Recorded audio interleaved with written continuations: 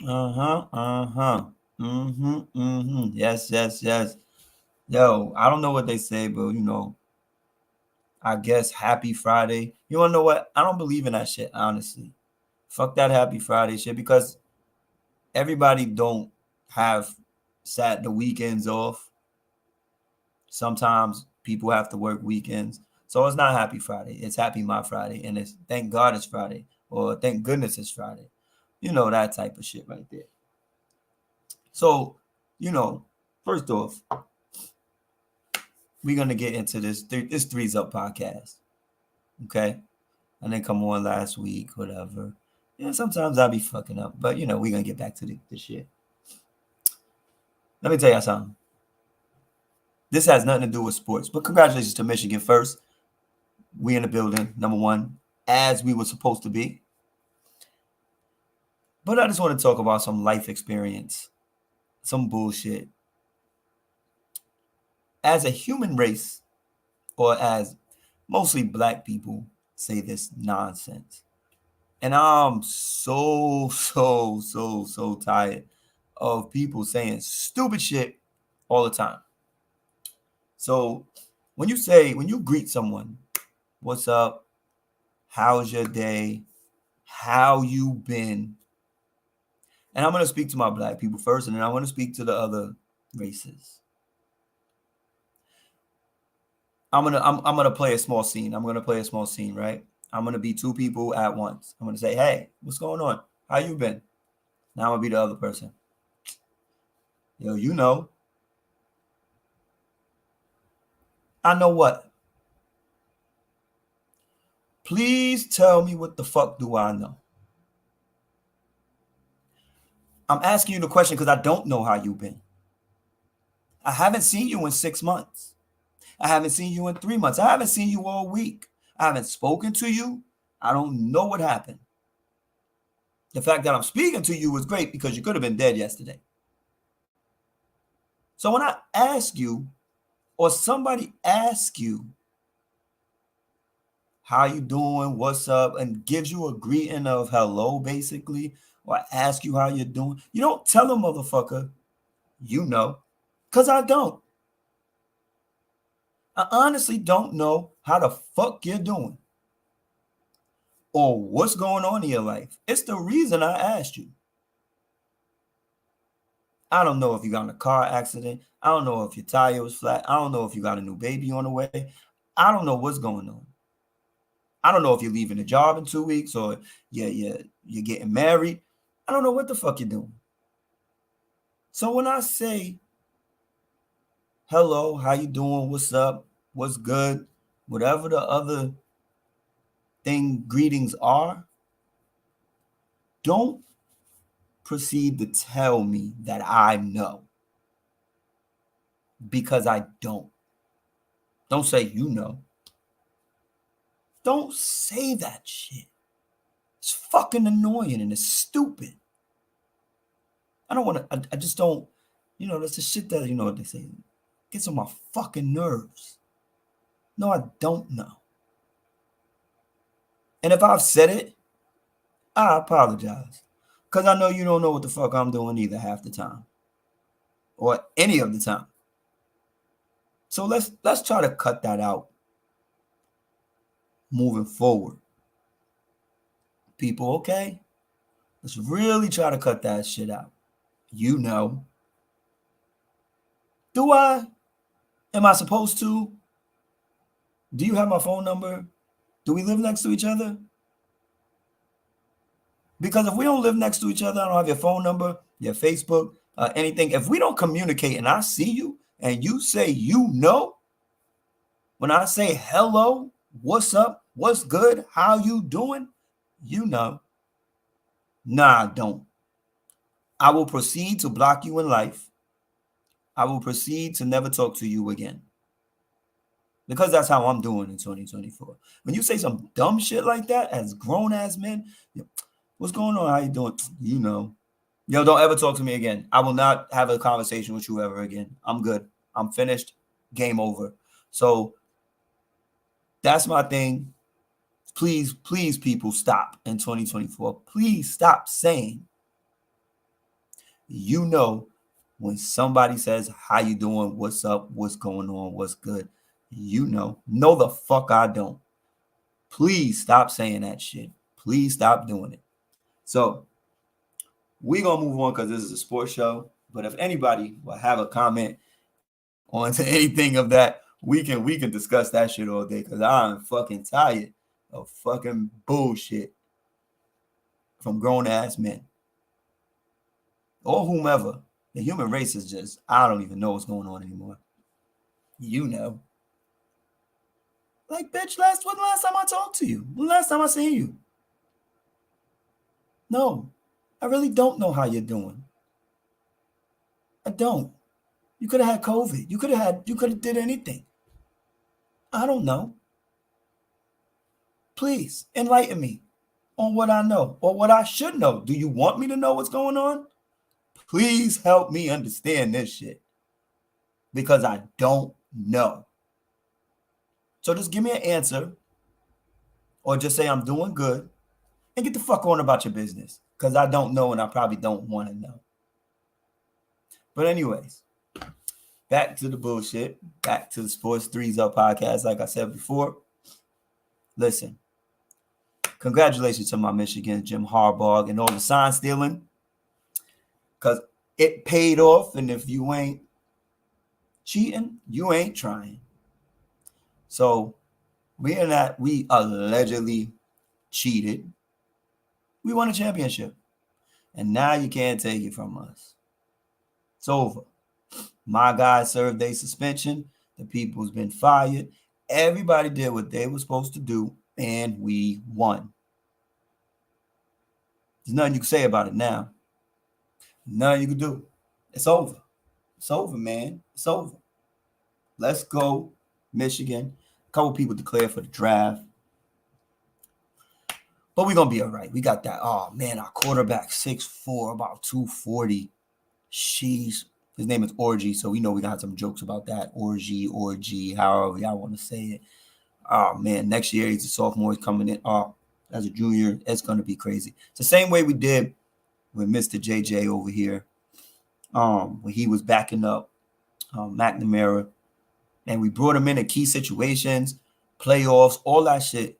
Key games against Ohio State, everything. We brought him in key situations in order to get him ready for the next moments to be a starter. My man lost one game. One game. Mr. J.J. McCarthy lost one game. Listen, I don't understand what's going to happen. But where does he rank as far as college quarterbacks are concerned at this point? Where does he rank with that kind of resume and a national championship under his belt? 2 playoff appearances. Where do you rank Mr. J.J. McCarthy? But anyways, Mr. Blake Corum, where does he rank as a running back in the college football? Breaking records in Michigan.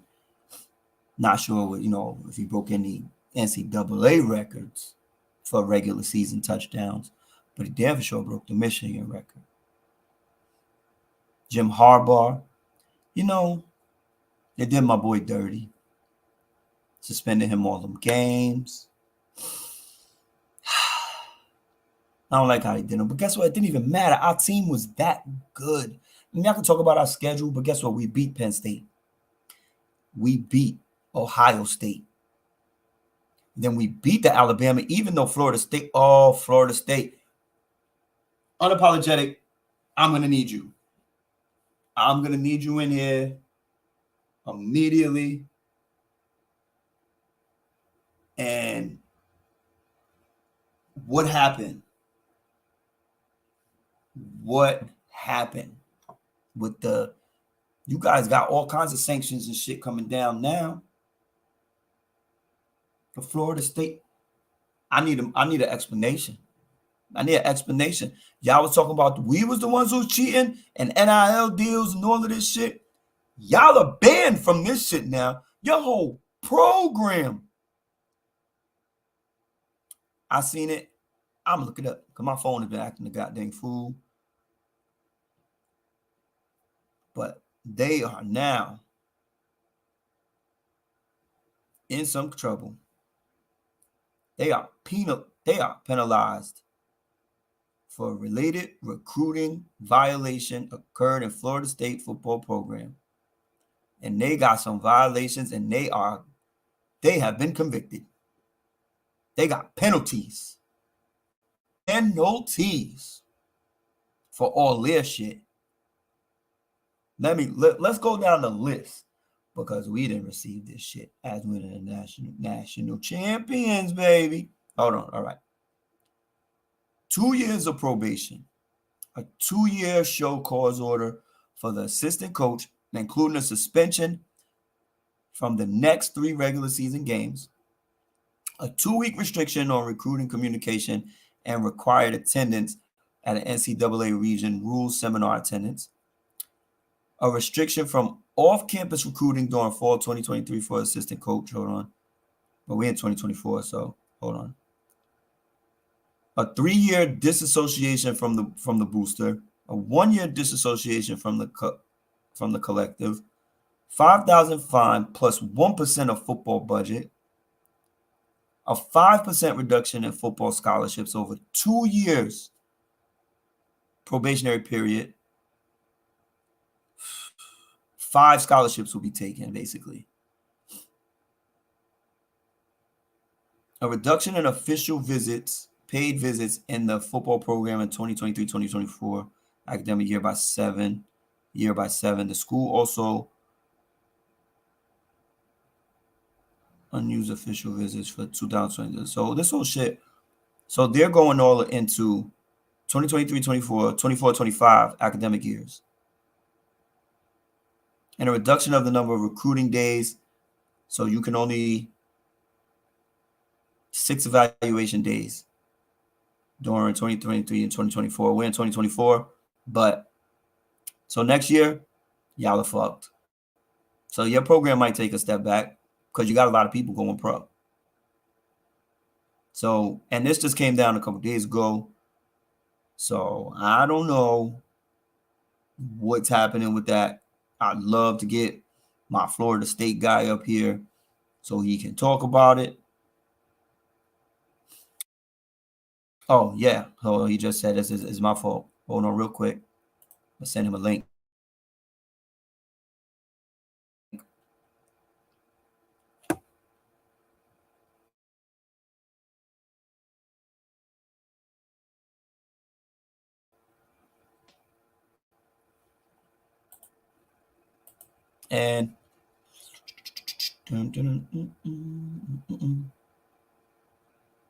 And you should be good. Shit. Yeah, so that's some of the listen. Number one, not only did we did destroy them cats though. Florida State's in a little bit of trouble, but we did beat the brakes on Washington. Michael Penix, I said this shit on the show, and you know he's always on with good information. Good guy, knows a lot, knows his shit. I told people Michael Penix wasn't good under the pressure, and not a lot of quarterbacks are. Let's not get that. But listen, you got to be able to stand in the face sometime and take that hit, and be able to deliver a dart. He doesn't like that shit. He don't want to get hit. So that would, to me, his stock drop. Because I don't want a quarterback who's not willing to take that hit. Regardless, they don't get hit that much anymore anyway. But I don't want one who's not willing to take it and standing there and throw that ball. I didn't like it. I didn't like it, even though I loved what we did and the pressure that we got on him. As if I'm watching as a scout, I don't like what happened. on his end. That was bad. That was bad. I mean, granted, a call got, back on one of those holding calls, which was kind of questionable. I'm not going to lie. As a Michigan fan, it was kind of questionable. But I don't think that would have changed the dynamic of the game. We were way too physical. We ran the ball whenever we felt like it. We had that little stint where we didn't, but then Corum and Edwards, come on, man. Edwards got jerked a little bit. He's the one who broke that game open early. And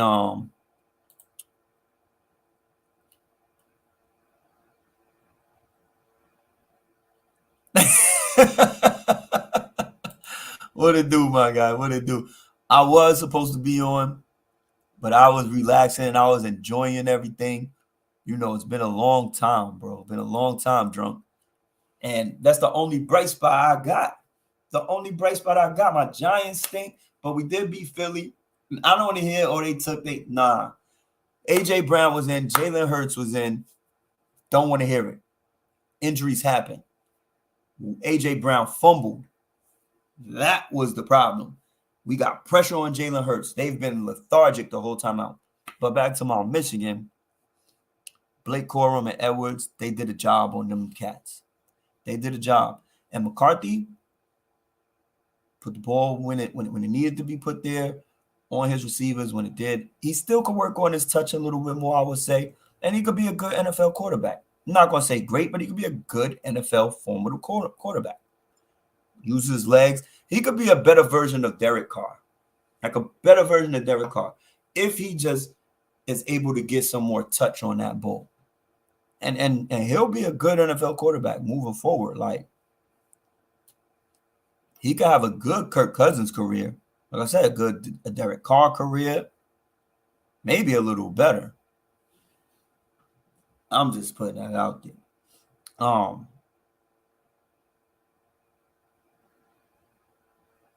Yeah, I know McCarthy's a little, his legs are a lot, he can move. He can move with them legs. He can move with them legs, drunk.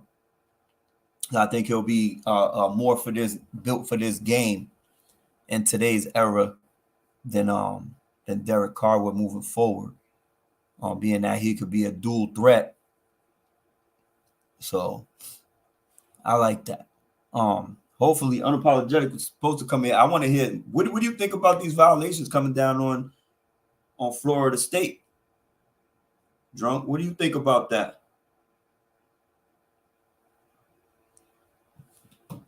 The violations they about to have on their tail. But also let's give a shout out to our OG coaches that quit, retired, or got fired, retired or fired. We got Mr. Pete Carroll, 70-something years old. We got Bill Belichick, and we got Nick Saban. Nick Saban not going to be in Alabama no more.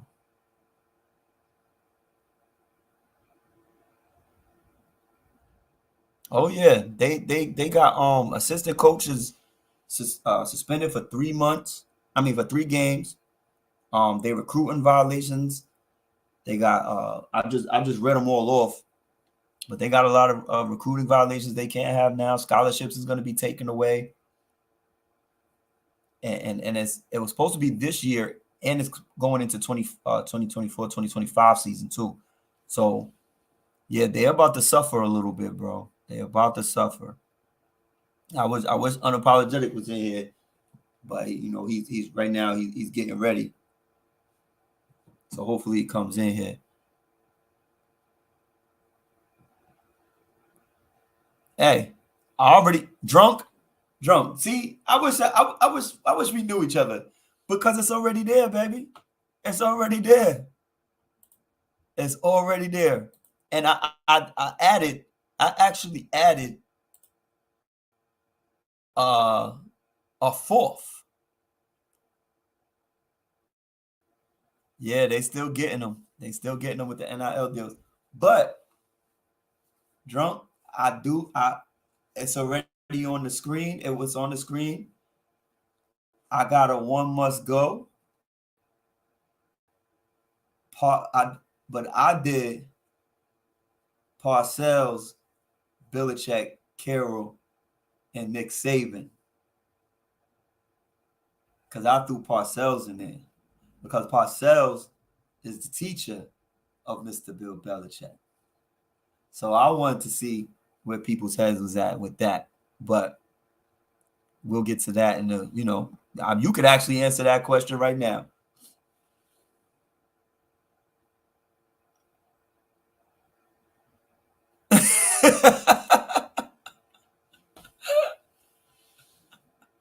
Yo, it's all good. You can stay. Hey, you can stay tuned in. Hey, if you can, you can.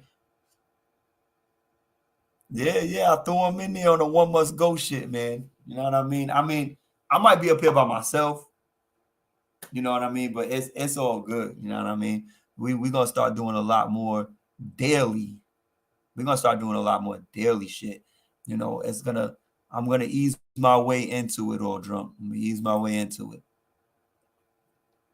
Because I got a lot to say and I just don't be saying it.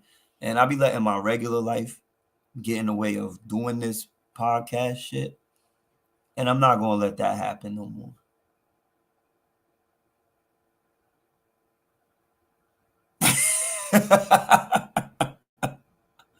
You love Carroll, huh? Listen, Pete Carroll's a beast, dog. Like, yo, listen. A championship, a ring in NFL, went to 2 Super Bowls, and he had a 170, 120, and one. He was 50% and 11-11 in the postseason. And he was 83-19 in college with 2 national championships. Like, that's hard to argue right there. You know what I'm saying? That's hard to argue against. We know Belichick has 6 rings, and then honestly 8 altogether as being a defensive coordinator with the Giants. So he's a different breed as far as the NFL is concerned. But Pete Carroll is showing to do it on both levels. That's what I mean. That's why I threw that in there. You know what I mean? Like, and I put Nick Saban too. Because he had a small NFL stint with the Dolphins. You know what I'm saying? Because he's still, and Pete Carroll is still live. Like, he's still energetic at 72. He's not an old 72, yo. Like, so saying firing him like he's out of his league when he took a Geno Smith and made him relevant is kind of whack. Like, the Seahawks were not a bum squad. And Drew Lock won a game.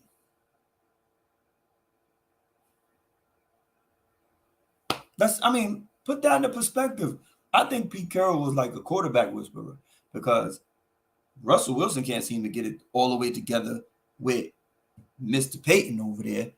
But he was the shit. That's why he got all that money with Pete Carroll. Nah, he tried to stay. He tried to stay drunk. He tried to stay. And they sat him down. It was like, yeah, you got to go. I think a lot of these people are trying to get younger. Like, they already hired Gerard Mayo for the Patriots already. They already hired him. These people are trying to get younger. They see what Antonio Pierce is doing. They see him with your boy from the Rams did as a young what's the name? A young coach. You're looking at the Siriannis of the league. You know what I mean? Like, these guys they moving. You still got Andy Reid out there, but there's a lot of other younger cats coming up. The dude from Houston with CJ Stroud. They lost Tank Dell and still won. Like, his favorite target as a rookie, 2 rookies in there, his favorite target, they still won. You know what I'm saying? So there's a lot of movement that I think they're going younger at the head coaching position, believe it or not.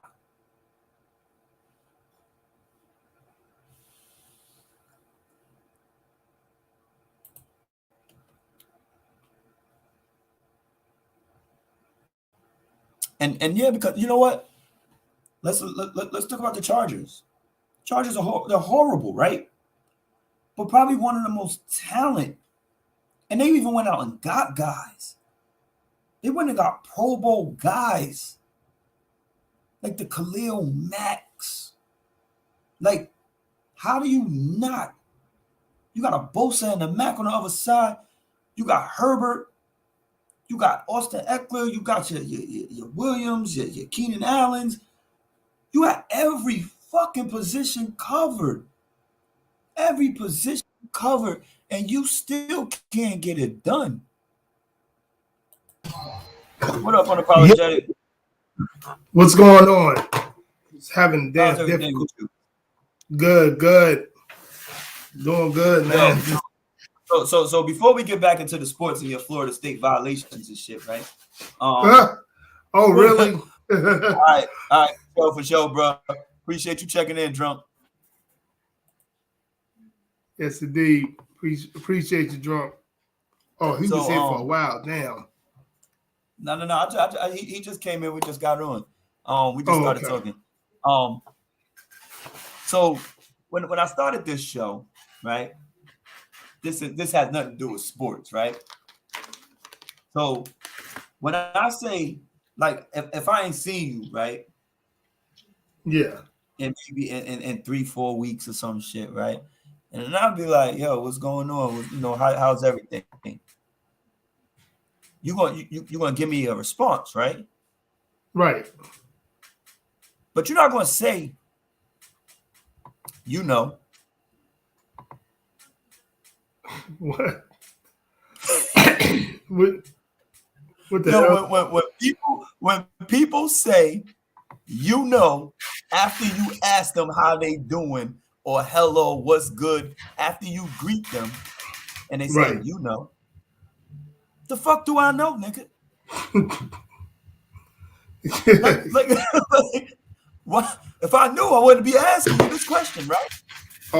Yeah. Right? Yeah. I don't want to hear that shit. I don't want to hear that shit from our black people, especially, but and people in general from this human fucking race. When I say hello, how you doing? Don't tell me you know. I will block you immediately. Right. Yeah. But I had to get that off my chest earlier. I didn't know. Yeah. I didn't know if that bothered you as much as it bothered me. No, yeah, I right after the fact, you'd be like, what the hell you just say? You would think about that. You know what I'm saying? I think about it, why it's happening, but then you think about it again after the fact, and you'd be like, what the hell? What was that? So yeah, I get you. I definitely get you, without a doubt. I'm looking at Fitch beating up on New London right now. Basketball. Yeah, you watching high school basketball? Yeah. I ain't watching that. I haven't watched a scene or anything since LeBron and Carmelo played.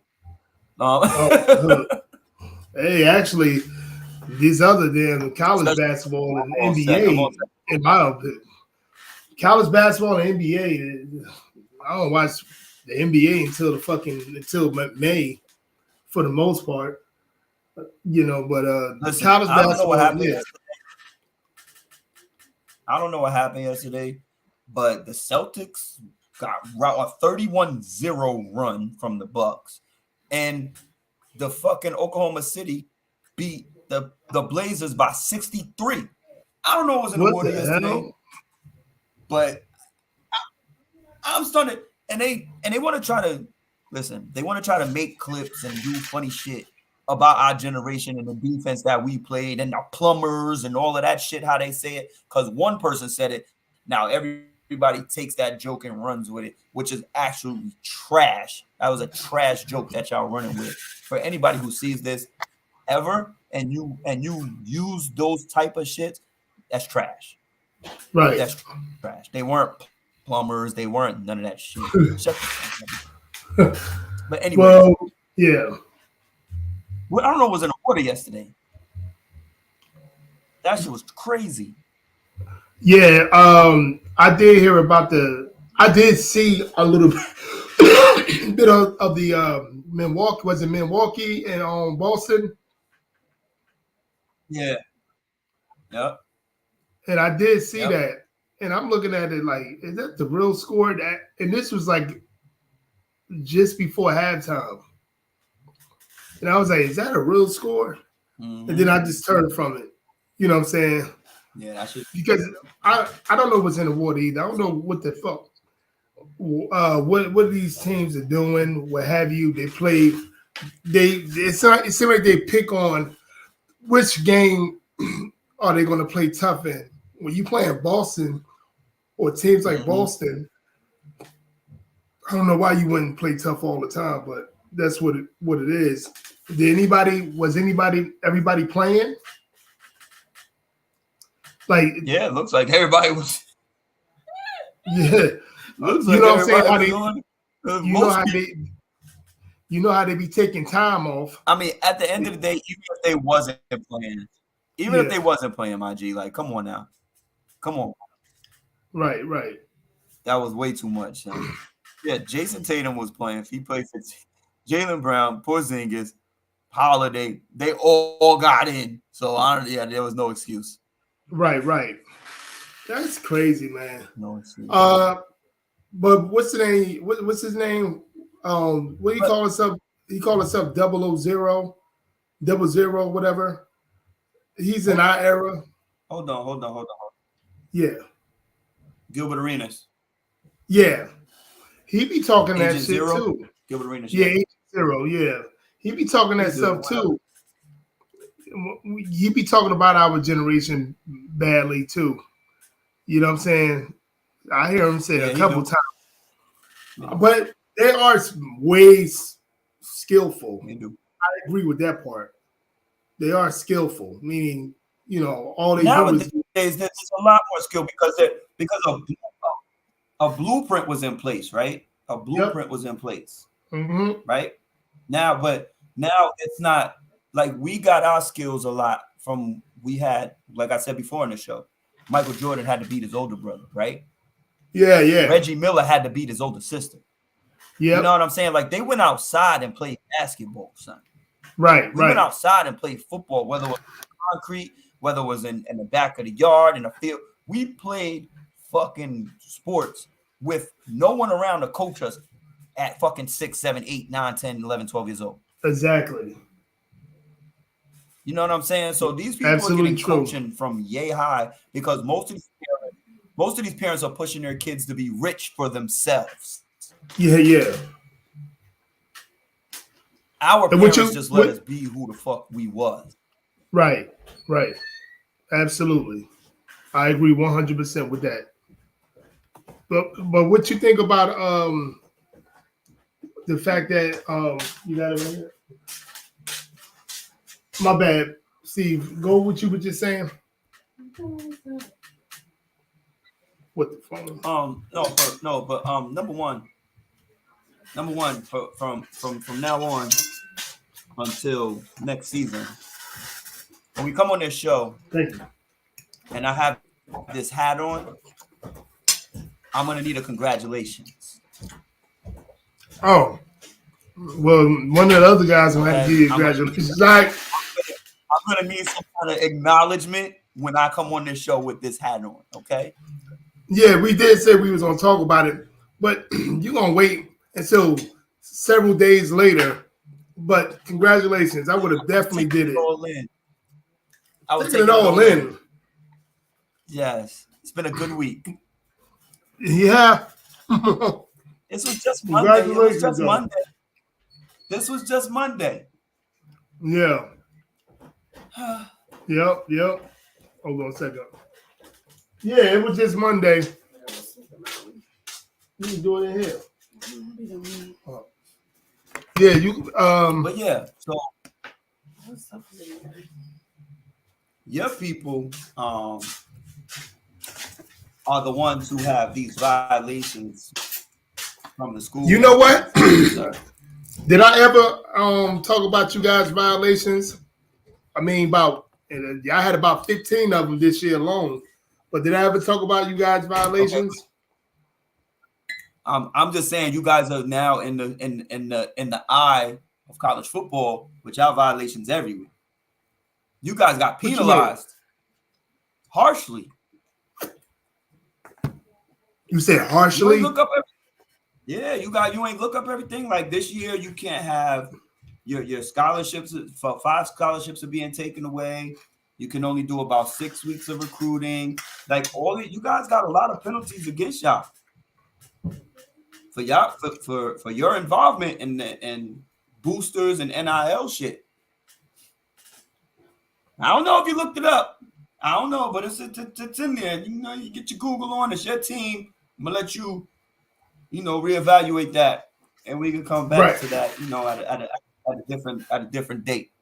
Being that college football is over, and Michigan is the national champions. Yeah, Florida State was left out. Yeah, the whole team left. They didn't even play in a bowl game at all. There was probably like 40 starters out, literally 40. But yeah, yep, yeah. Getting penalized the way they did, that was extremely uncalled for.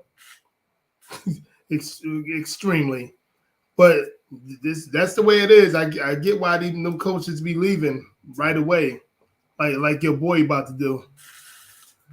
They get penalized, but they still, and also my coach, he's staying. He got a new contract. It's going to be for $10 million a year. We're going to get penalized without a doubt, but it's still Florida State. If they can't get NIL, they're going to still get those boys. Okay. All right. Well, is there anything you would like to add? I mean, if anybody watches this show, I mean, we have 0 people watching right now, which I don't really give a fuck. But at some point, we're gonna do this together again, and it's my fault the way that this is going. But so everybody who watches knows we're Giants fans. Do you have anything to say right now about the way Wink Martindale has left the building? No. No. I don't have nothing to say. I heard he called him all sorts of names, and then he left the building because because he was mad that I guess he got rid of one of the position defensive coaches. Is what I'm hearing. He got rid of one of them. Then he started screaming at him, this and that, third. And yeah, that's a toxic relationship. Yeah. Somebody was going to go fist the cups. Because I'd be damned somebody want to curse me out, and I'm the head coach of a team. I'd be damned. So it was, it was time for him to go. It ain't like it's our boy that's over there in Kansas City right now, D coordinator. It ain't like it was him. So yeah, I'm good with that. When I heard that situation, when I heard like what happened and how he cursed him out just because he got rid of a defensive coach, what do you think how are you gonna curse me out? This is my team. I get rid of whoever I want. We still want you because we think that you're good in what you do. Oh, I gotta work with him. No, it doesn't work that way. Like if I feel like in the film shows and things of that nature shows, if I feel like he's not doing a good job, he has to go. I'm the head coach. So that's how I feel about that. So when I heard about that, I was mad about when he just going before, and I thought it was more like it was they will fault, what have you. Yeah. But when I heard that story Tuesday, was it Tuesday or Wednesday? I was like, yeah, it's time. It was time for him to go. That was a real toxic relationship. When you believe you can, yeah. I'll ask you a question. So, do you believe Brian Daboll and Joe Schoen are an actual good fit? Because they both came from Buffalo together, right? So, and what I mean by that is they're bringing in all their own people. right? Yeah. And they're not all productive people. It seems like they're bringing in all their friends and people that they want that are really not good.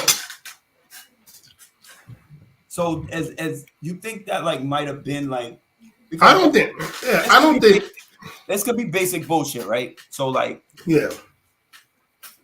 Wink gets along with his defensive coordinator, which listen, like I said, the Giants led the league in takeaways 32 since like week 5, I think it was, right? Yeah. 5 or 6. 32 takeaways, led the league. All right. That means we're causing turnovers everywhere, right? Now, defense turns around, offense is trash. Defense is on the field 75, 80% of the time. They causing takeaways, they getting stops, they blitzing all day, they tired as fuck. So you're going to look at the defensive side of the ball, which has been your only bright spot. Our punter is 20th in the league. Can't pin anybody inside the 5 or 10 to save his fucking life. Our special teams is trash. Can't tackle. Your offense can't run a fucking play. Your starter that you're paying $40 million to got hurt and was 1-5 before he got hurt. Tyrod Taylor and Danny DeVito, your second and third string quarterbacks, accumulated more wins and threw the ball for more yards on an average. But you're going to blame the fucking defense? Anybody on the defense? You know, takeaways it's like having highlights. Takeaways, like let's talk about so yeah, let's talk about how many yards. Because I feel we're about to have an argument. Right. Yeah, you could get like let's say a team could offense can be like 300-400. They got 400 yards. And this happened with the Giants. They got 400 yards on offense, but they got 2 takeaways. They turned over the ball 2 times. Giants got 2 takeaways, and they keep on getting them 3. But off other offenses are averaging 300 to 400 yards a game against the defense. But you get a takeaway, okay, great. But let's be real. The first 10 games, they ain't getting no 14 games. They wasn't getting no takeaways like that. Between 10 to 14 games, they wasn't getting takeaways like that. But I want to know what makes, like, just getting rid of a linebacker coach or what have you, a defensive back coach, whatever, position coach, possess you to think that he's going after just the defense. Because the special team coach is out of here. He's been around for 6 years. And he's been around for 6 years. Mm-hmm. The special team coach. Offensive line coach. Gone. Out of here. You know what I'm saying? So I don't believe. And then he did something that Tom Coughlin didn't do until maybe his 4th. Maybe, let me see. We played. No, he wasn't even there when we played 49ers in 02. So we didn't even go to the playoffs until Tom Coughlin 3rd or 4th season. So like we have to stop playing these games. Like, and look, the offensive line and everything. Look what's going on over there.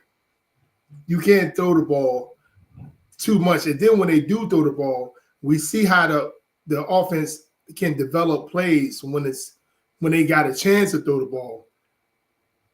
It looks really good. He liked throwing the ball downfield. I don't think I think the defense played a hell of a season when it comes to takeaways, but it's so many other situations other than takeaways. I know, you know what I'm saying? Right. Yeah. So when you say, so what you what you want your defense to do is get the ball back for your offense. Yeah. Right? Yeah. So if you're leading the league, and like I said, we had a first bad stretch where we weren't even score. We were in score points for what the fucking first 3 games, right? Yeah. So the Arizona Cardinals was where we actually got a lot of our points from when we had that 20-something point comeback, right? Which made us 1-1, and then Right. we went on to be suck again after that, right? Right.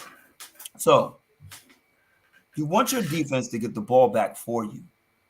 I remember getting the ball back at the 12-yard line one time, and we came away with nothing. And then the 2 possessions later, we get the ball back again on that side of the field and come away with 3 points. Right. Right. So you trying to tell me we've been in the red zone 2 times, came away with 3 points on 2 takeaways from the offense, from the defense, which shortened the field for you. And So what game was that? They're doing their job. One was a Dallas game, number 1, right? Well, one of the Dallas games, the second one, I think it was. Right. Right. William. It might have been the first one. I think the first one we got an early takeaway too, or early stop. Was this the first game? That might have been the first game, and then the second game too. But there was a few games where I think it was the second. I think it was the second game for the most part. Yeah, I mean, what I'm saying again, when you got third, in great positions, right? You ask your defense to do 2 things. Yeah. Now you ask your defense to do 1 thing. Sorry. Get the ball back for the offense. They didn't but they didn't always do that. And then a lot of times it wasn't like it was interceptions or something like that. It was more that it was like they'll fumble themselves or they will get a fumble and they will just get the ball. It was a lot of like lucky ass takeaways. Well, hold on. But isn't I don't know what lucky takeaways are, because we could blame Eli Manning for having a bunch of tip deflection passes. We blame. I don't agree with that. Goes to a lot of people, right? The assist goes to the receiver who can't fucking catch. Yeah. Right. And then it jumped. And then so Eli Manning had how many of those? Let's take away a lot of his interceptions on that bullshit. You feel what I'm saying? Yep. So we can't say it's lucky, because if you're in the right place at the right time and you take advantage of it, that's not your fault. You're doing your job as a defense to get the ball back for your offense, to put them in a position to score. Yeah. The problem is the Giants couldn't fucking score. Period. Yeah, when you got third tier. Until Daniel Jones left. Right. So this to me becomes a huge coaching issue and a Daniel Jones problem. And you fucked around and ruined Saquon Barkley in my eyes in a way. And now we have a bigger hole to dig ourselves out of, because now there's been several times Saquon Barkley fumbled like. Say it again. Saquon Barkley, we just lost a great defensive coordinator, right? Yeah. Again, we're losing another good coach. We can't build a culture properly because our head coach and our GM and our owners are fucking over other parts of this goddamn team. I don't really think Wink is like, I think he's good, but it's like I'm gonna say about at least 15 to 30. I'm gonna say at least 15 to 20 defensive coordinators that's better than him consistently. You know what I'm saying? He did really well, but I think it's a culture in general that don't have nothing to do with Brian Dable and Joe Shane.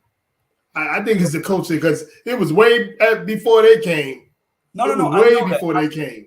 I know that, but at least they took us to the playoffs. When you look at expectation, right? So when you look at expectation, so from last year being coach of the year to this year probably being the worst coach of the year, that's not good sustainability. You're getting injuries upon injuries. All right. How many other teams lost offensive linemen? How many other teams lost key players? Our offensive linemen, we was already short anyway. We was already if those five guys and CJ Stroud, the two rookies, right? CJ Stroud comes back and still. I said Houston loses their rookie for a couple games due to a concussion.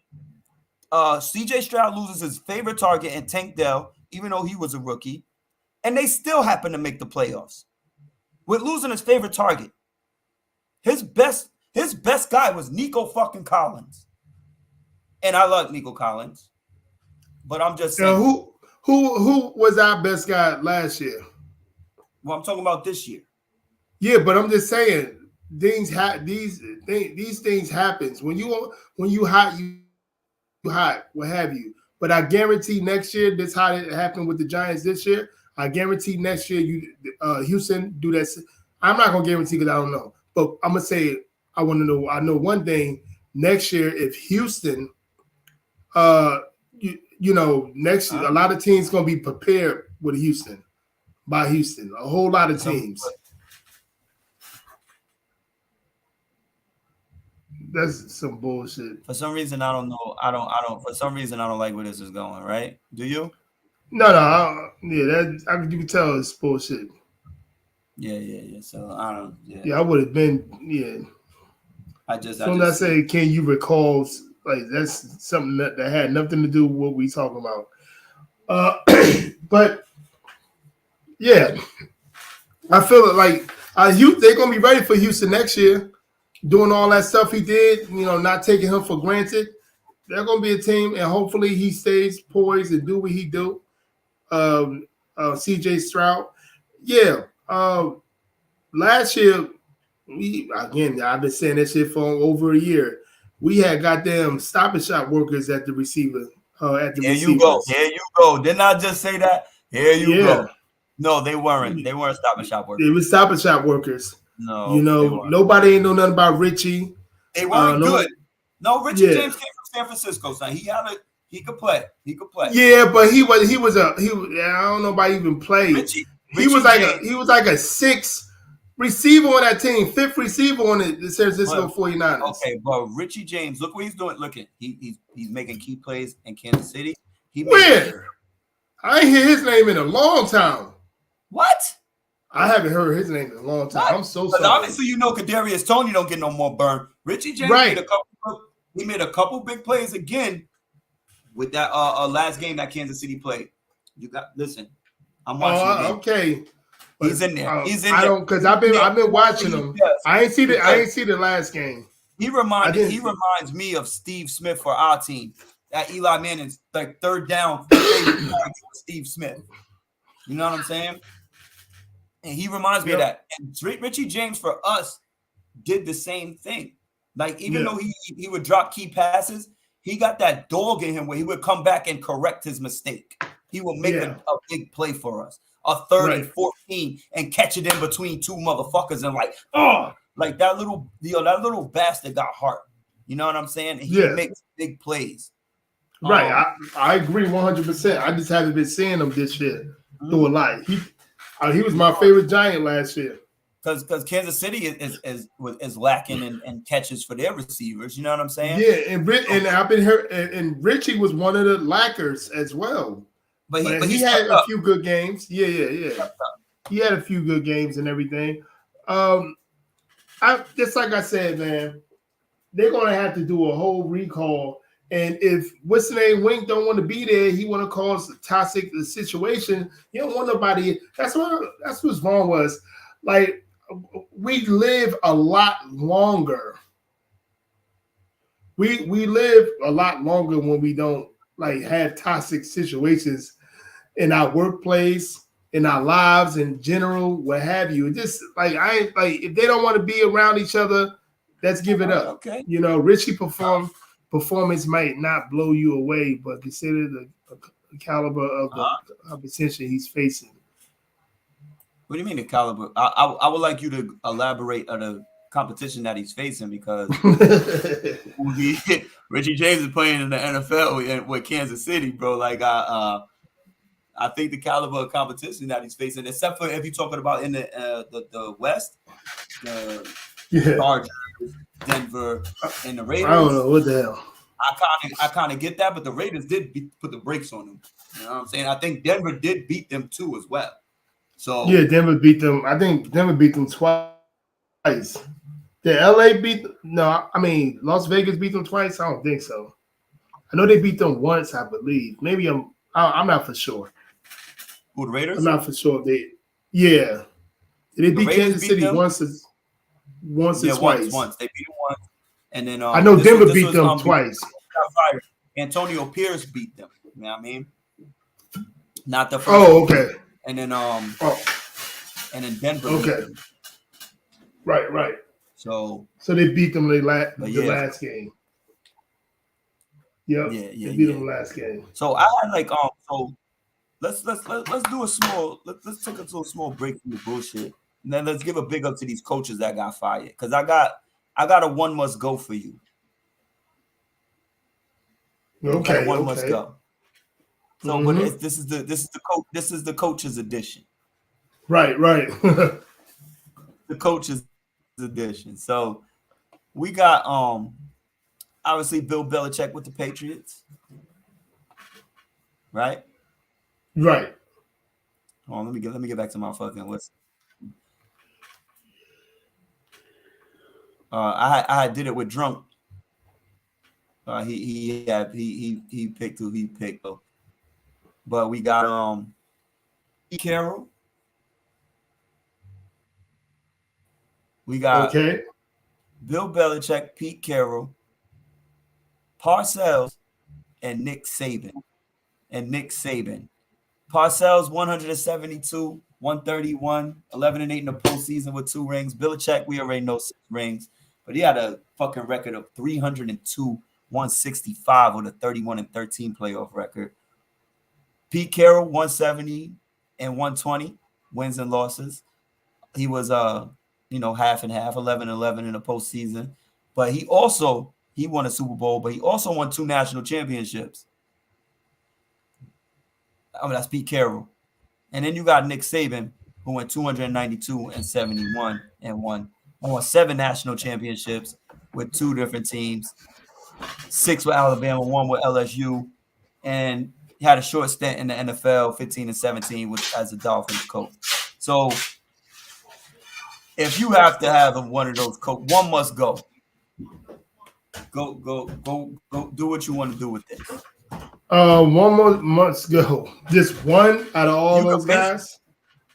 And you can basically love, hate, or date it, and then you can one must go it. So do it how you want. I'll leave it up to you. Oh, okay. I see what you're saying. Definitely want to. I'd be a fool to, to not love Bill Belichick on that type of doing what he did, doing what that whole organization did for 20 years. It's not going to be. I don't think it's going to ever be done. If it is, it's not going to be in that era. And the way things are going in sports, I think it's never going to be done. The way things are going in sports, none of that is never going to be done. 31 wins in the playoffs, being consistent as that. People think, what's the name of them going to be consistent? The Kansas City Chiefs and all that. And I said, we'll see. It's too much money, cap room and all that other stuff. So we'll see.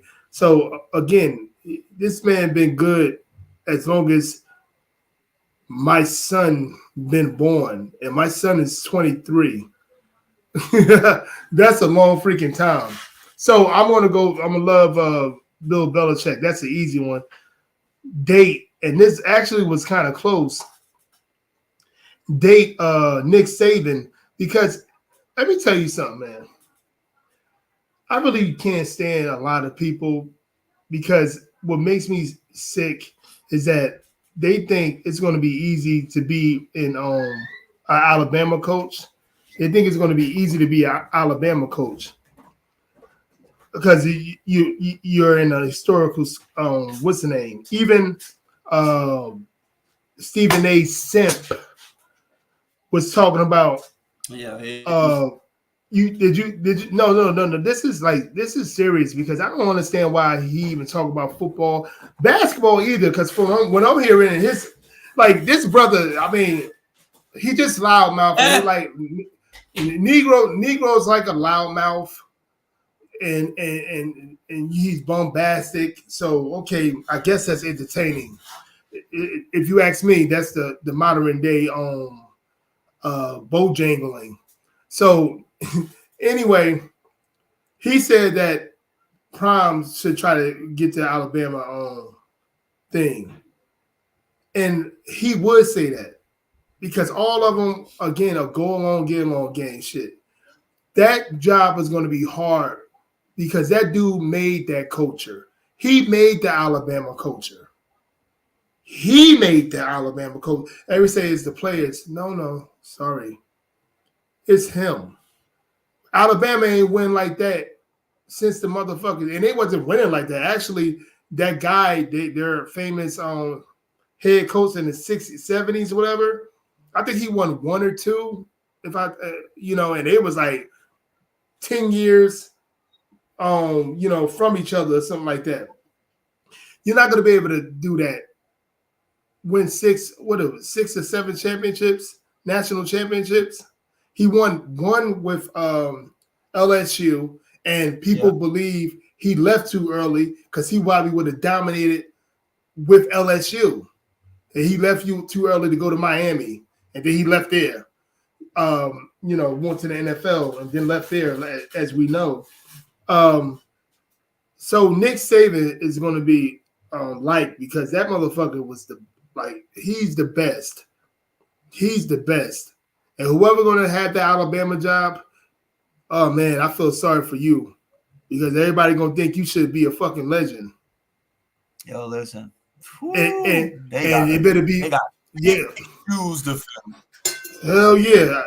Huge. Big shoes. So who was, and I'm going to hate, being as though, and it's hard because all these guys are freaking Hall of Famers. We getting rid of this is a real talk. This is a strong era that is going down.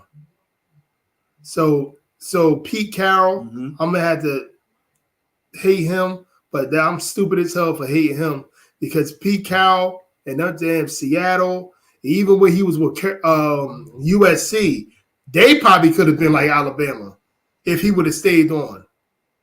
So, you know what I'm saying? So let me get this correct. You hated Pete Carroll, so the one that must go is Bill Parcells. Yeah. I'm gonna say he must go. Because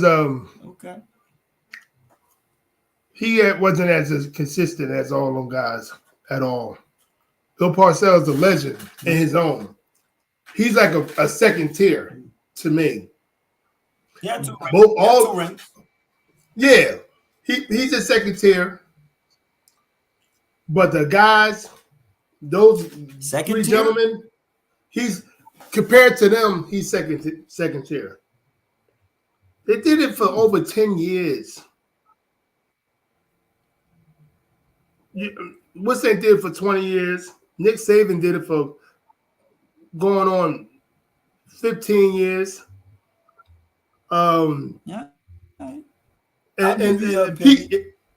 Pete Carroll, but he did it with other organizations. USC, it was fucking dominating from like. I know. That's what. That's what. Drunk actually loved Pete Carroll. Oh wow.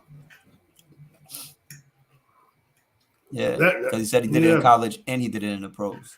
So, I mean, just think about it. If he'd have just ran Marshawn Lynch, he would have had 2 Super Bowls. And I would have had $200 in my pocket. Lost $200 on that game. Yeah. All right. Yeah. So I'll let you eat that now that you had it. But what I want to get into is GOAT talk. Being that we got GOAT coaches You know, I just gave you some of the greatest of all time. Mm-hmm. And we got, I want to take it from this here. So we're going to watch this video real quick. We're going to let it play through. So it's about 3 minutes long, 3 to 4 minutes long. We're going to let this shit play through. And then I'm going to ask a question about, you know, the bullshit.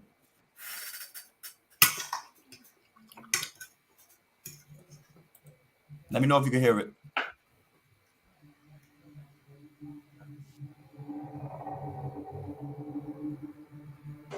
I've been watching. When did you come to talk? Hear it? Yeah.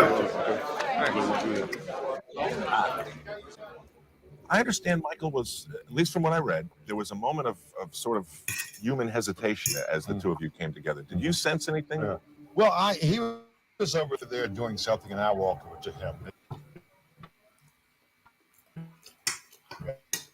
That's surprised me a little bit, you know, big and intimidating. Yes, you could do that to a person.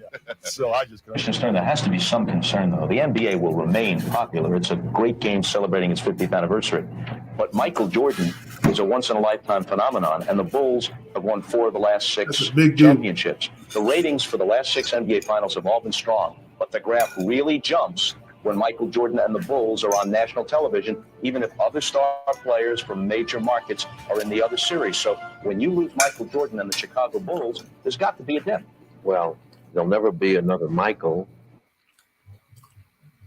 but there'll never be another Charles.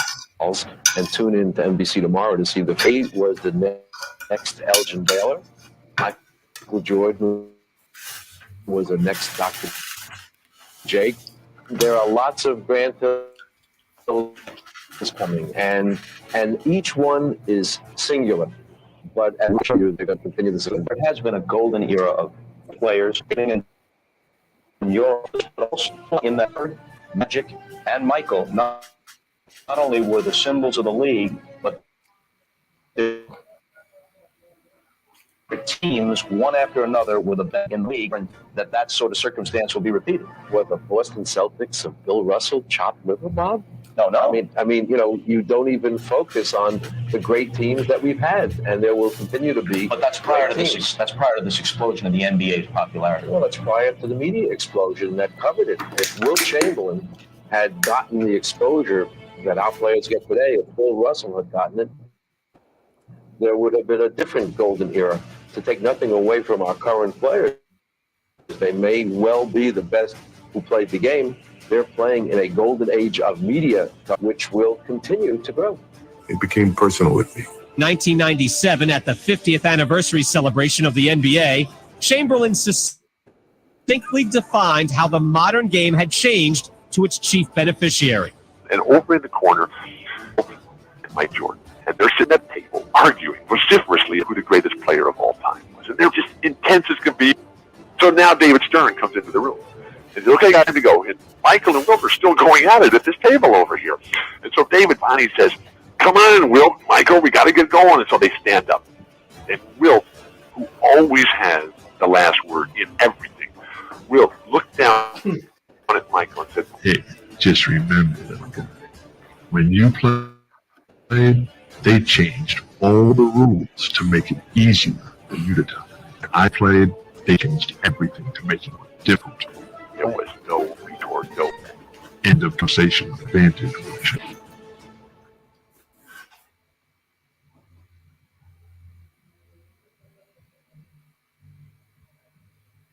Hey, pause. I guess it Steve name paused away. Still looking for T to come back in. Come back in, Steve.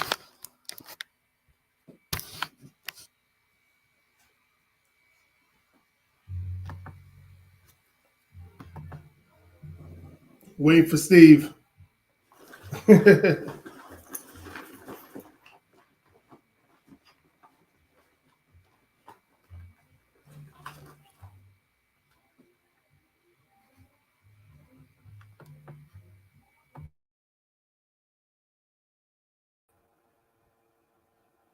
Hello?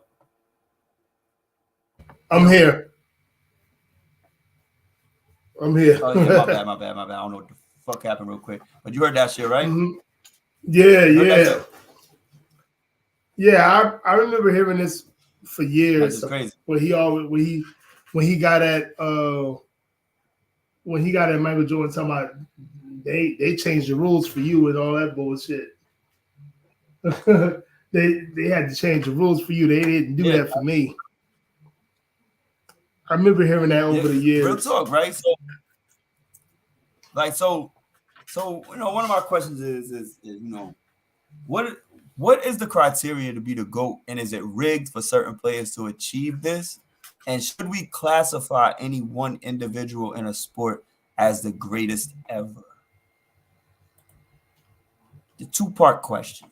So you can take it how whatever you want, wherever you want to go. So what was the question? Sorry, what's the questions again? All right, hold on. Let me go one more time. So, what is the criteria to be the GOAT, and is it rigged for certain players to achieve this? Should we classify any one individual in a sport as the greatest ever? We probably shouldn't because it's errors. But when we saying something that we can't forget, even throughout our lives, and we've been paying attention to basketball really closely since we was maybe 8-10 years old. But we probably been really paying attention to basketball when we really understood stats and what it means and stuff like that. That's about between 15 and 20, something like that.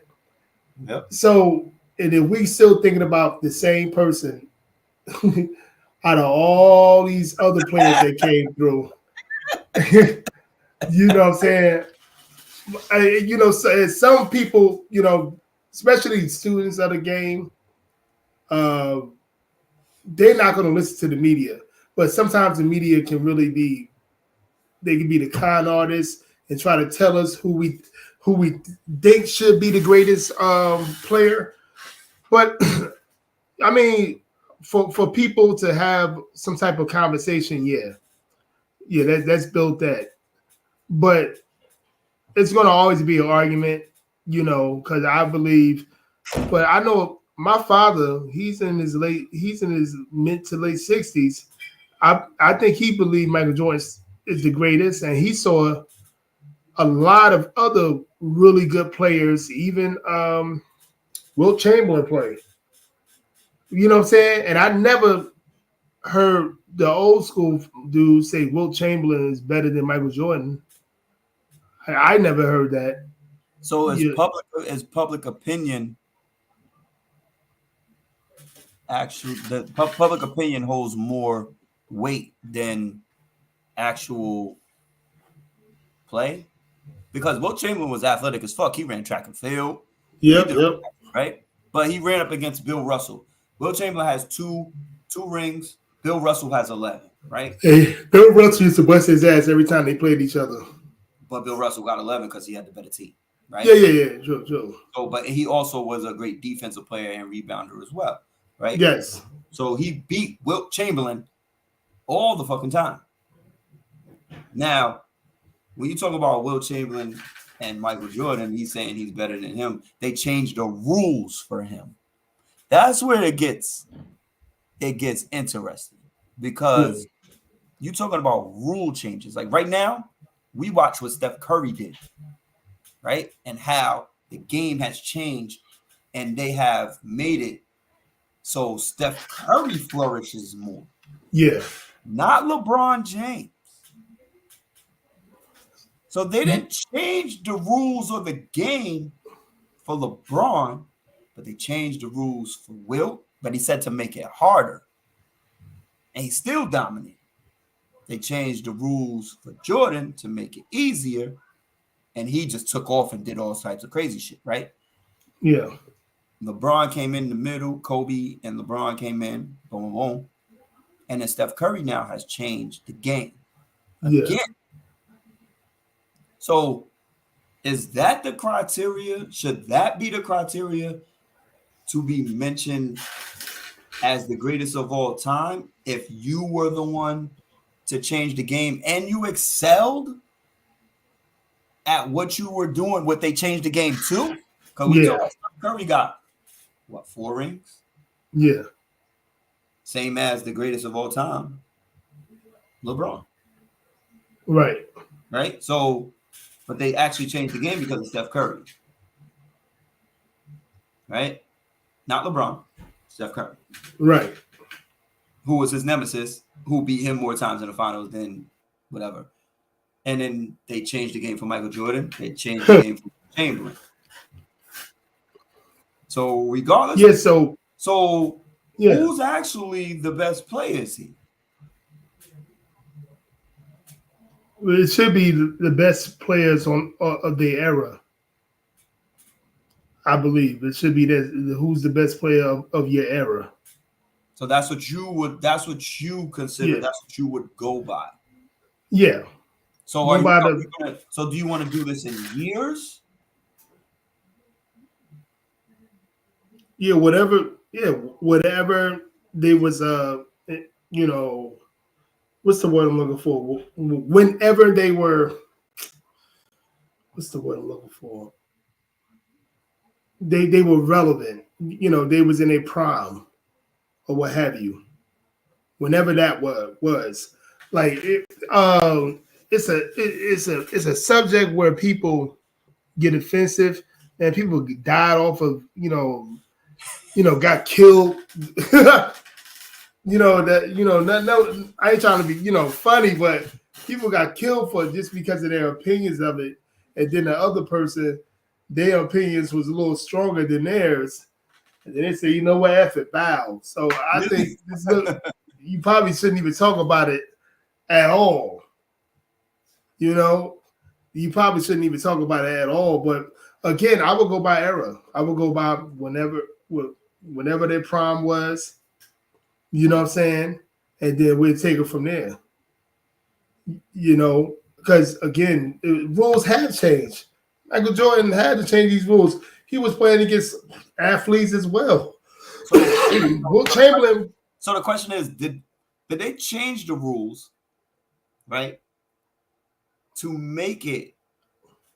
So was it rigged for Michael Jordan to be who he became, right? So I don't know if you watched Air, where they made the Michael Jordan shoe, right? So you've seen that, right? Yeah, I saw it. So when he was given this opportunity, and he was the player that we see, he hit the shot in North Carolina, he was doing what he was doing. You know what I mean? After James Worthy and Sam Perkins was on that team, James Worthy went to the Lakers. You know what I mean? Yeah. James Worthy was the guy. Well, Michael Jordan took over, and North Carolina came up, did what he did. Mm-hmm. So was this given? Because they said they had Jordan rules, blah, blah, blah, blah, blah. Was this given from the league to Michael Jordan? Probably so. Probably so, because David Stern was like, it seemed like David Stern was Michael Jordan's handler for his first 10 years in the league. And every time Michael Jordan, he made sure Michael Jordan, he got the ratings. They started going live. Michael Jordan era. So that league really benefited off of Michael Jordan. And I think David Stern, he was a lot of shit Michael Jordan did when it came to gambling. We didn't hear about all this shit until 30 years later. Okay. Let's lay up the gamblers because he had the money. Yeah. Let's lay up the gamblers. Yeah. I'm just you sit with it. Yeah. Lay up the gamblers, guy. Right. All right. Yeah, I lay off. I lay it off. But I'm just saying, like, he did everything to try to, if it was some private shit, he made sure it, things was good. Even I can remember when they used to play defense on, you can remember this, on Michael Jordan, you couldn't breathe on him. You would get called a foul. He definitely had the Jordan rules, right? Oh my God, it was like big time. But did he? Yeah. So that's changing the game, big time. But we talk about what he had to go through, right? So we all have to go through something to get to somewhere, right? Yeah. So, like we talk about Mark Cuban, like his story as a billionaire, right? Where he didn't, like he worked for 7 years straight with no days off, right? And now he's a fucking multi-billionaire, right? So we all have to go through a struggle to get to somewhere, right? Michael Jordan went through a struggle as a rookie. He got hurt one year, wasn't able to continue the season. He came back, like it a whole bunch of shit that he's done, and he's paved the way for himself, right? Hell and yeah. he went through the fire. He went through the Detroit Pistons. He went through the Celtics, beating his ass. Beat his ass. He's never beaten Larry Bird. Okay, and the Celtics like that. You know what I'm saying? They beat his motherfucking ass. And when he finally came out on the other end, they crowned him and gave him what the fuck he deserved. You know what I'm saying? And then they might have tweaked the rules for him. And this is where I start to separate the greatest of all time in these conversations. Wilt Chamberlain could say what the fuck he want to say. And yes, what he said is probably true. Right? Yep. But what Wilt Chamberlain is forgetting is he was taller than every motherfucking body else. Yeah, about a foot taller than most of them. 7'1" and athletic as fuck. And the center he was playing against besides Bill Russell was 6'5".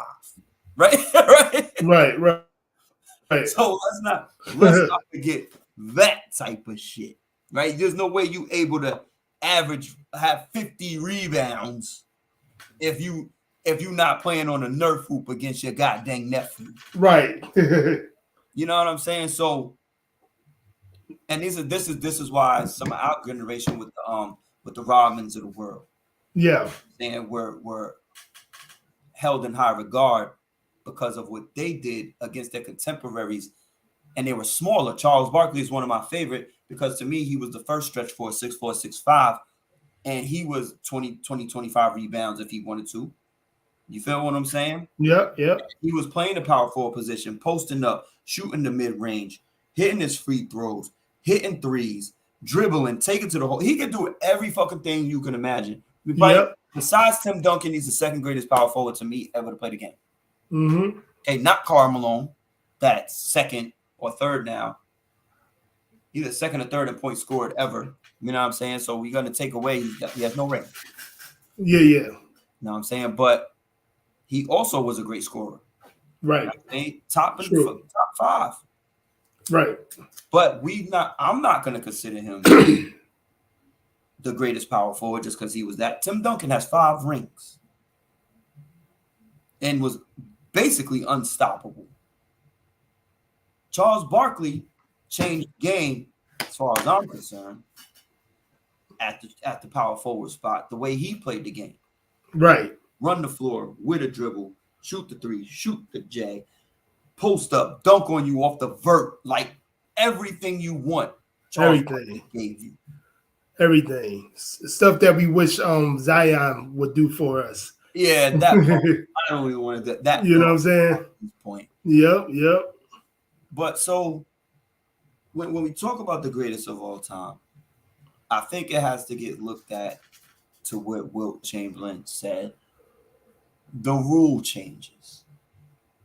How the game has changed because of you, not because of who's saying whatever or what you've actually accomplished. Because accomplishments mean nothing. Right. Nobody's ever going to say Kareem Abdul-Jabbar is the greatest player to ever play the game because he was the all-time point leader, even though he only hit 1 3-pointer in his whole career.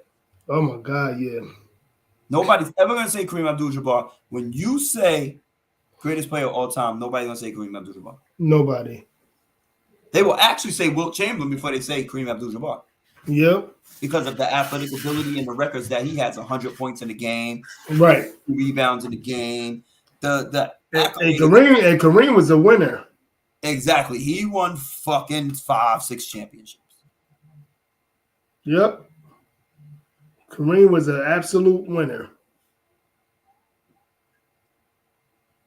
So Yep. how, like, but we're not going to say that. And this is what I'm saying. When I first started this fucking podcast almost 2 years ago now, when I said stats don't tell the whole story. Do stats tell the, Yeah. you know what I'm saying? Like, I had a question about that, and it was about stats in this game and how we perceive sports in a whole.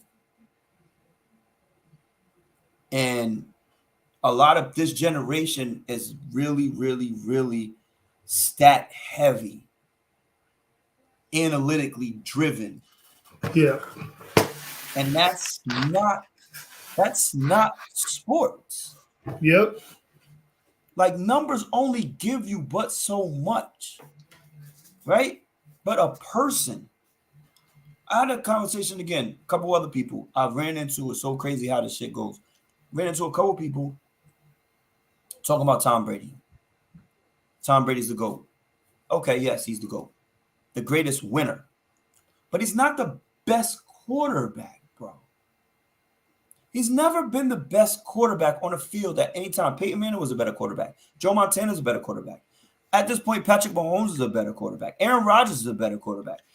I mean, we could go down a line of people who are more talented at the quarterback position than Tom Brady.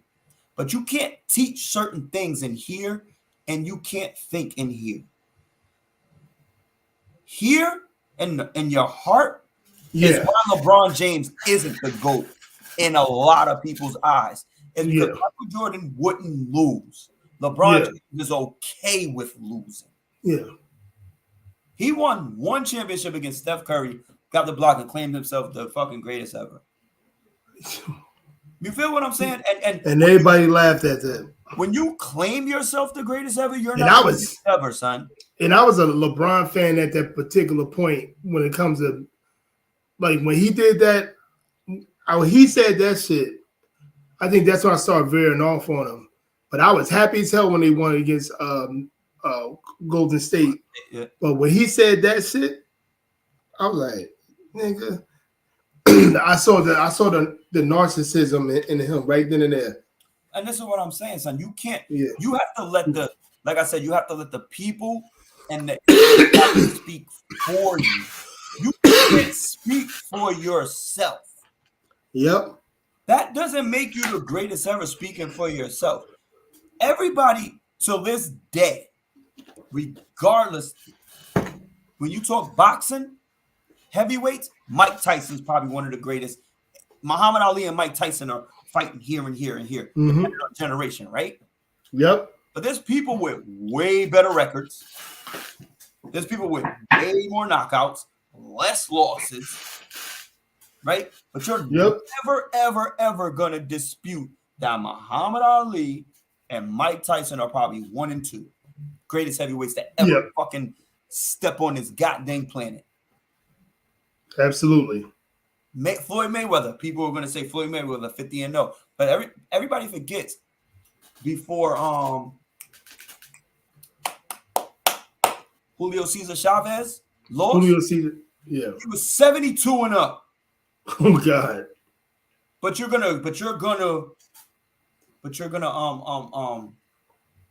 don't say the other word, but you're gonna You're gonna claim. on a pedestal. Yeah. We're gonna celebrate 50-0, but forgot that somebody surpassed that and kept going back in the day. Just because he lost, Because he it was a blemish. because 72. Because he didn't care, because fighters fight until they Yeah. lose. Yep. This is what I'm saying without this generation, and it's in here. Tom Brady had it in here. That was at Michigan. That guy that was at Michigan, that wasn't the Tom Brady of the Patriots. Yep. He grew into that, and when he won, he didn't want to stop winning.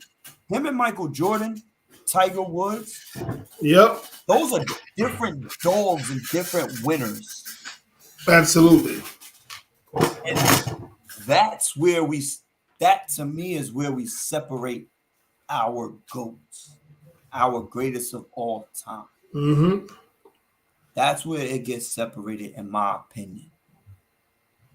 And like I said, the rules change because of certain people. Right. It has.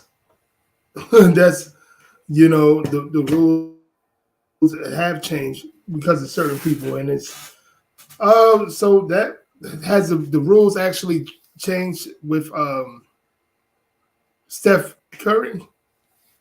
I mean, the game changed because of Steph Curry. Yeah, the game. Yeah. Yeah. The game changed. Yeah. Like, you got people because of him shooting from half court now and thinking it's cute. That is the fucking horrible shot in the whole world. And you're talking to somebody who used to like to shoot from out there.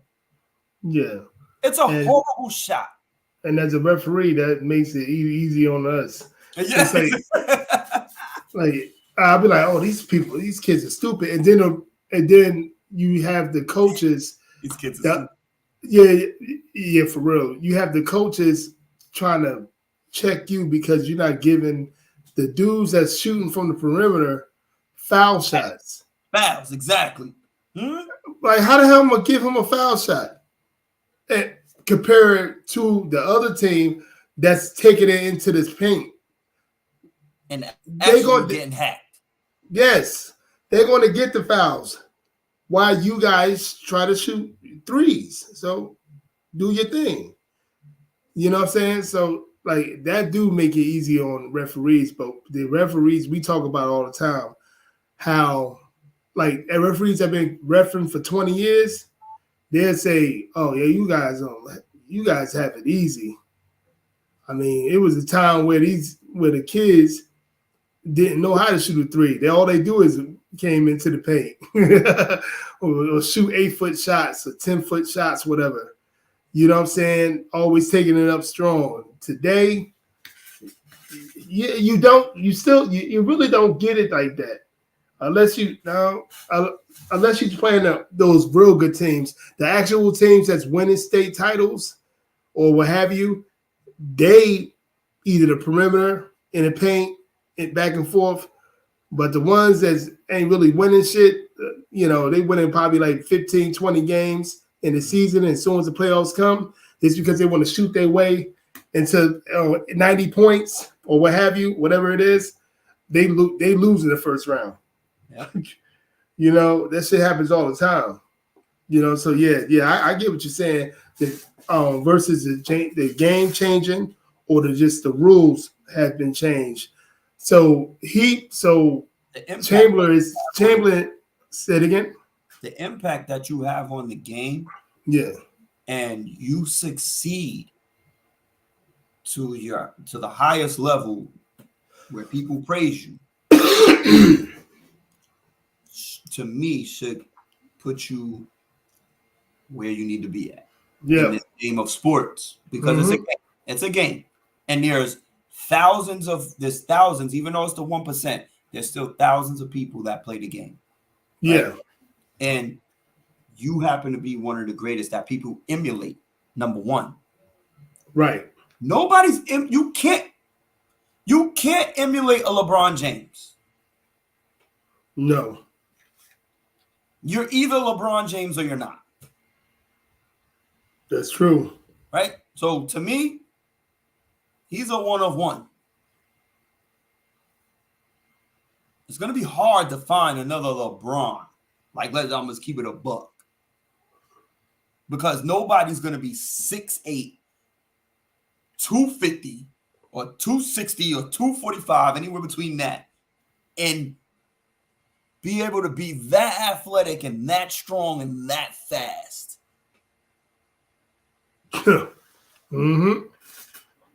Like, it's almost like, and to be able that and be that skilled at the same time. His passing ability is crazy. Like, his athletic ability is crazy. Like, it's different. His physical attributes are different than we've almost ever seen. Absolutely. But there was one thing he doesn't have. It's in here. It's that shit that pumps blood that keeps you fucking going every day. that keeps you waking up, that one organ inside that we claim, our heart. Say you don't got no heart. You don't got no heart, bro. You don't got that fire inside you. You don't got that mentality like, yo, I actually care or not if I win or lose. Like LeBron James could be 10 for 10.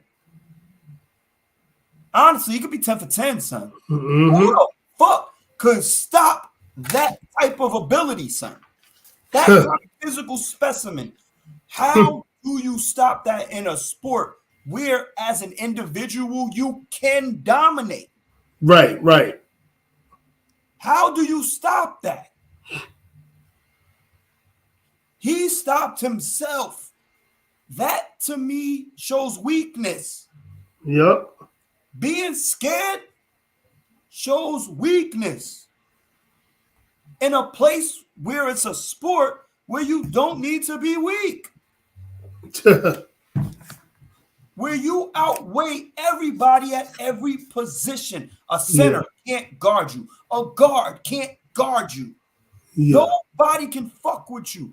And you continue to lose to little motherfuckers. Yep.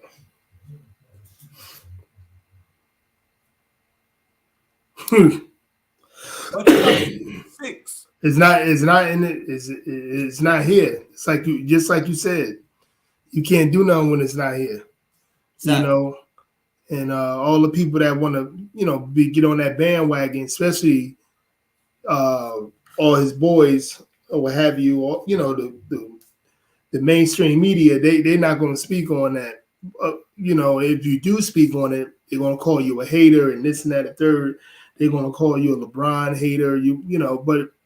But you could critique everybody else but LeBron. See, the society made LeBron soft because now he thinks he is entitled to be a dude that can make excuses for himself. You know what I'm saying? Because and LeBron is a narcissist as well. He see what people say. He see people that be backing him up no matter what. He sees all that. The man see all that. No, I will never take from this man. He's a great teammate. He makes it. He will make your team. If you had 15 wins, you're gonna get what he used to do. You're gonna get 60 wins the next year because he's on your team. But all that but when it comes to winning them championships, getting down to 30, he's the guy gonna blame everybody else and will cry to his mom or some shit like that. That's how it is with him, and it's gonna stay that way. I can't wait till he retire, to be honest with you. At this point, I mean, it's gonna be another sad day. I mean, yeah, it's gonna be sad. We have people that that's been in this league like for, because how we grew up and what we grew up on, we're never gonna see again, bro. Like, I don't care what nobody says. And you know what?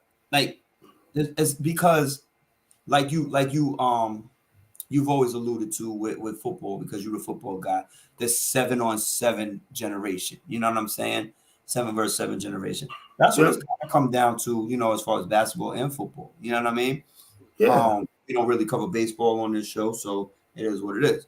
You gotta get a baseball guy on the show. 7v7, you know what I mean? And AAU basketball. Everybody's friends. Y'all go to camp together. Y'all AAU teammates. There's transfer shit.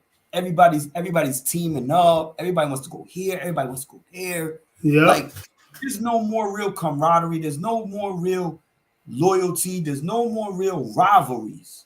Yep. You know what I mean? So we're in a space, and we happen to be lucky. I ain't gonna lie. We happen to be lucky because we got the beginning of Larry Bird, Magic Johnson, right? The rivalry, Michigan State, right? Against Michigan State against Indiana. Right. we got the black and white two greatest. And then they went to the NBA and did it again. They was two of the greatest.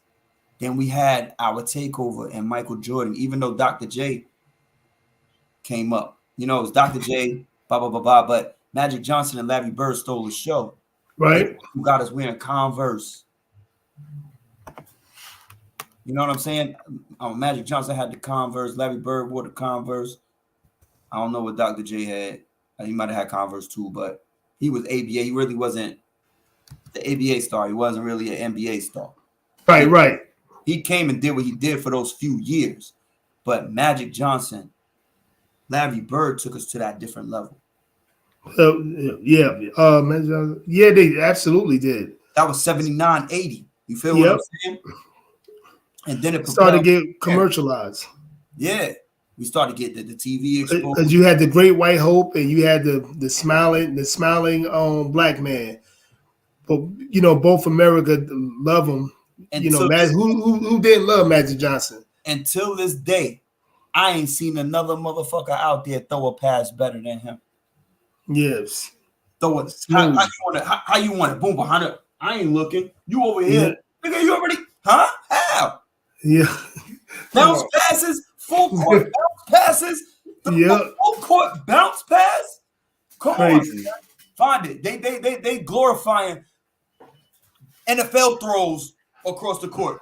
Nigga, throw a full court bounce pass. Yep. Just like that. Like right there. And the dude be like, and a damn layup.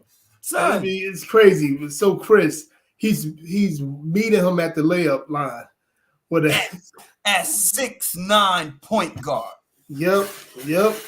Absolutely. Find another one. Because you won't. For real. Because you won't. That's what I'm saying. So we've had the luxury of being able to witness all of this and being able to critique the generations coming up. Yep. It's gotten soft. The rules have changed to save people's careers because the longer you preserve their careers, the more money that the industry, the NBA, the NFL can make off of these people. This is the reason why Patrick Mahomes got a stake in the fucking Kansas City Chiefs organization. He owns a percentage of the Kansas City Chiefs organization, stock in that bitch. That's a reason why, because they can make more money off of him, his longevity, and this is what it's all about. It's no longer about the love. It's all about the bag. Everybody's bag. And half of these niggas is faggots anyway. We already know. Stephon Diggs, I forgot to put up the thing. Stephon Diggs was already sitting around. Yep. You say it again? Yep. Stephon Diggs came into a game a few weeks ago with a fucking kilt on. You know what I'm saying? Yeah. Like, come on, dog. This shit gotta stop, B. This shit gotta stop. But it will never before stop. we go, you know, I just want to get your take on these games real quick. We got 5 games coming up this week. Yeah, I need to get the times too, because I got a lot of shit doing, and I'm trying to watch the games too.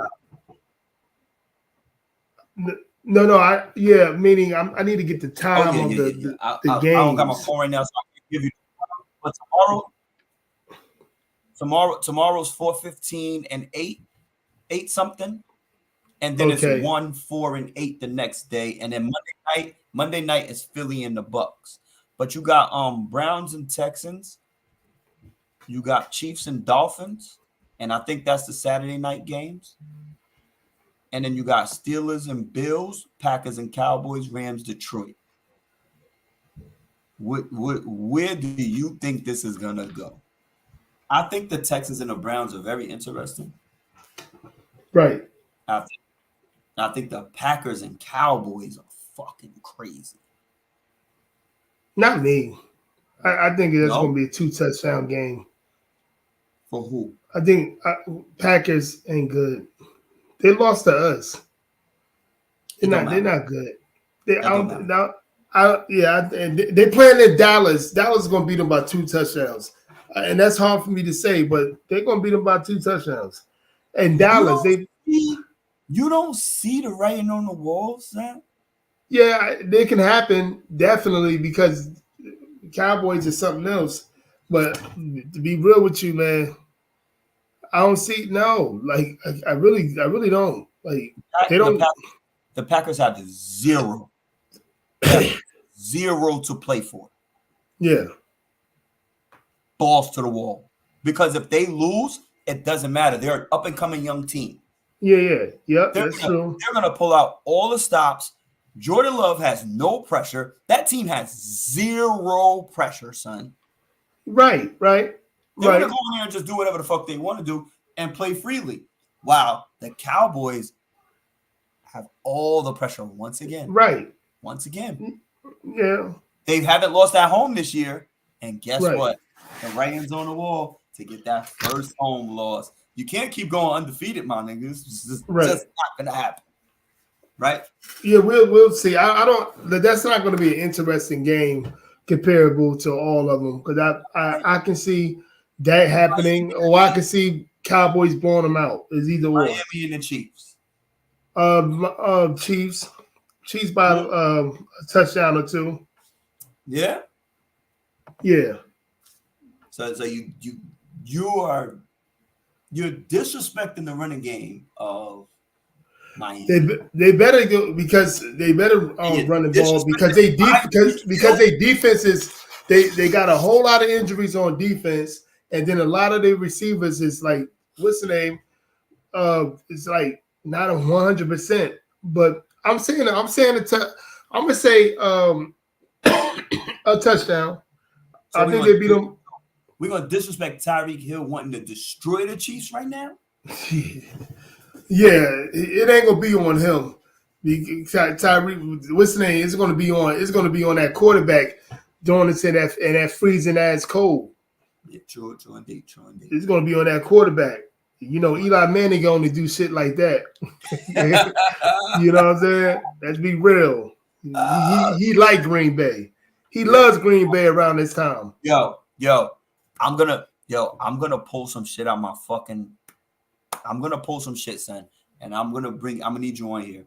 But I'm gonna talk about Green Bay Packers and New York Giants, and we're gonna have the discussion off air because this shit gonna fuck my G. We're gonna bring up every fucking thing that happened. I got you. We're gonna talk about this another day. All right. We're gonna talk about something. I got you. But because it's only my theory, I'm the only one who's ever came up with it. Yeah. That I've ever heard because nobody else pays. I pay attention to bullshit. So we're gonna talk about that. I know there's gonna be some crazy shit. We're gonna get clips. We're gonna get all this shit down packed, my nigga. Trust me, I'm ready. For sure. And then you got the Browns and you got CJ Stroud. I'm not gonna lie to you, I've said it on here already. Yeah. I got CJ Stroud because I've been watching him. Specifically, Yeah. I've been watching. I've taken an interest in him, like I've taken an interest in Steph Curry over the years. I got Pat Mahomes and then CJ Stroud as the next 2 quarterbacks for the next 10 years. Yeah, we'll see. I don't see nobody. CJ Stroud reminds me of a smaller version of Peyton Manning. His pocket game is insane. His footwork in the pocket is insane. His ability to read progressions fast as fuck is insane. I'm watching him. This is year 1. If you look like this in year 1, what are you going to look like in year 3? And it's kind of easy. Just like I said, it's 7-on-7 right now. And the way he get hit, the way he got hit before to get out, then it's going to be another trippy. You know what I mean? But I can see him. Yeah, absolutely. I had him on my own fantasy league. But I think that's going to be one of the most interesting games to me. I got a close one with them. That defense against him? Yeah, I got a close one, but I'm going to say Cleveland going to pull it out by like 3. Got you. But it's going to be real close. I can't. I'm gonna say you're gonna see 2 real CJ Stroud. You're gonna see 2 real quarterbacks. I would take Cleveland as well. That Yeah, way too much. No, because we don't got Deshaun Watson, but you got Joe Flacco. Yeah. No Deshaun Watson, but Joe Flacco. You got the Steelers. Yep, Joe Flacco. You're gonna see two good quarterbacks. Buffalo gonna blow them out. Buffalo look like they're gonna be a surprising. They're gonna be one of my sleepers. They go to the Super Bowl. One of my sleepers. Buffalo looking fucking good right now. I'm not gonna say they're looking out of this. Say it again. After last performance, when they should have lost that game, kind of honestly. And no, I don't think so. Let me put this into perspective. Let me put this into perspective if he could come back on, because I know our connection is probably not the greatest at this moment. But the Bills might have not been in the playoffs. They lost to us, and then they got a passing up fucking Ferentz call. Nobody wants to hear it. They got lucky. And then last week, the Miami Dolphins played a fuck of a game. Trash. But unapologetic. I'm gonna remove you for right now. Maybe I could. Yeah, you're not ready. I don't know what happened to his connection. Maybe it's my connection. I don't know. But what we're gonna do is we're gonna end this. We're gonna continue this after Sunday. We're gonna do a Tuesday special. Because I want to hear all the Philly fans when you lose some motherfucking Baker Mayfield in the Bucks, baby. Y'all got to play an away game. Y'all lethargic asses about to lose to the motherfucking goddamn Tampa Bay Buccaneers. This is about to be the wackest playoffs, because this is about to be teams in there y'all don't want to see. And the best team is going to come on top, because nobody's going to beat the 49ers. Once the upsets come, Green Bay, Tampa Bay, all you FanDuel and DraftKings bettors, put your bets in. Mark my words. Tampa Bay going to win. If DeAndre Swift ain't healthy, if Devonta Smith not healthy, if A.J. Brown not healthy, if Jalen Hurts hasn't thrown a pass and his hand is fucked up, that defense and that running game and Baker Mayfield with that chip on his shoulder and the most disrespected Mike Evans at home, they're going to beat the Philadelphia Eagles.